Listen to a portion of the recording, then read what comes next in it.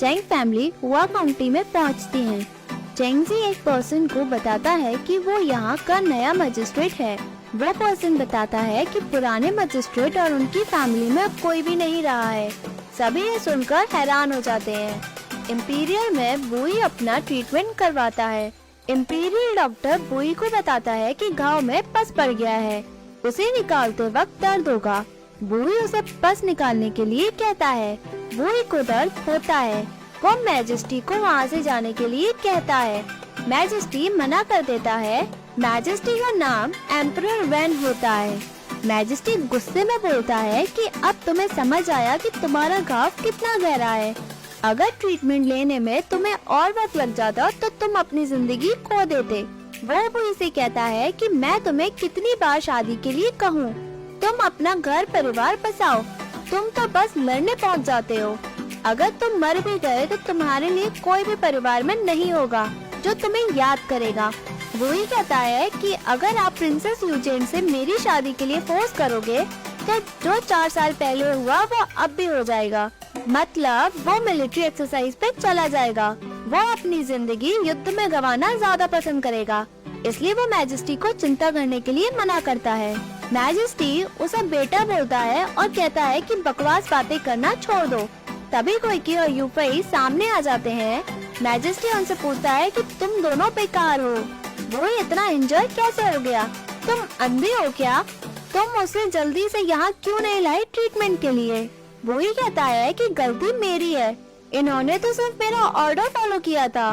Majesty कहता है कि तुम्हें पता है ना कि मैं तुम्हें कितना फेवर करता हूँ, तुम्हें मैंने अपने बेटे की तरह पाला है, फिर भी तुम्हें अपनी चिंता नहीं होती है, तुम कर क्या रहे हो। तभी इम्पीरियल डॉक्टर बुई के घाव को दबाता है। बुई दर्द में होता है। मैजेस्टी इम्पीरियल डॉक्टर को आराम से करने के लिए कहता है। मैजेस्टी बताता है कि उसके अंकल और वो बहुत क्लोज ब्रदर थे, हम एक साथ पले बड़े। तुम्हारे अंकल ने कंट्री के लिए अपने प्राणों की चिंता नहीं की, इसलिए मैं अपने आप को ब्लेम करता हूँ। मैं तुम्हें हुई फैमिली की तरफ से रिवॉर्ड देता हूँ ताकि तुम अपनी जिंदगी अच्छे से जियो, बट तुम तो अपनी चिंता ही नहीं करते, जब देखो लड़ने पहुंच जाते हो। तुम अपनी जनरेशन को खत्म करना चाहते हो क्या। वही कहता है कि वो जिसे पसंद करेगा वो उसी से शादी करेगा।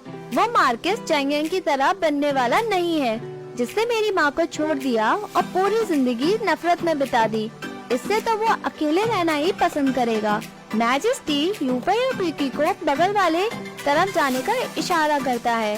क्विकी और यूफई मैजेस्टी के रूम में पहुंच जाते हैं। मैजेस्टी कहता है कि रिबेलियन फैन चैंग के मार्शल आर्ट स्किल बहुत अच्छे हो गए हैं क्या, उसने बुई को इस तरह से हर्ट किया है।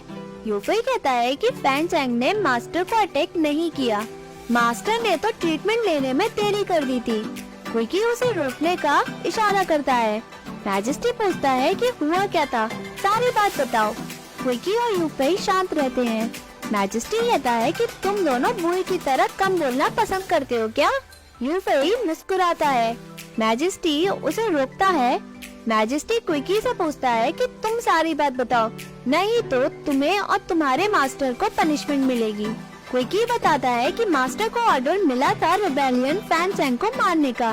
तभी उन्हें पता चला कि नए मजिस्ट्रेट वहाँ नहीं पहुँचे थे। उन्हें लगा कि रास्ते में कहीं और उन्हें खतरा तो नहीं। वो उन्हें बचाने के लिए निकल गए और ट्रीटमेंट लेने में लेट हो गए थे। मैजेस्टी कहता है कि नया मजिस्ट्रेट तो चिंग काउंटी में गया था क्या। अगर तुम्हारा मास्टर चाहता तो चिंग काउंटी में अपना ट्रीटमेंट करवा सकता था। यूफई बोलता है कि वो चिंग काउंटी में मजिस्ट्रेट को बचाने नहीं गए थे, वो तो एक वुमेन को बचाने गए थे। मैजेस्टी कहता है वुमेन। यूफई बताता है कि उन्होंने ही मास्टर के घाव से एरो को निकाला, उन्होंने कोई सेफ्टी नहीं की थी।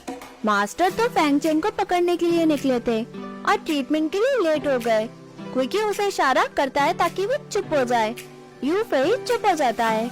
मैजेस्टी कहता है तीर को हटाया, ट्रीटमेंट में लेट हुआ। वो भी एक औरत के लिए, कौन है वो। यूफई मुंह बनाता है और क्विकी की तरफ देखता है। मैजेस्टी उसे रोकता है और बताने के लिए कहता है। यूफई चेन शाओशेंग का नाम बता देता है। मैजेस्टी पूछता है कि वो दिखने में कैसी है। यूफई और क्विकी मैजेस्टी को देखते हैं।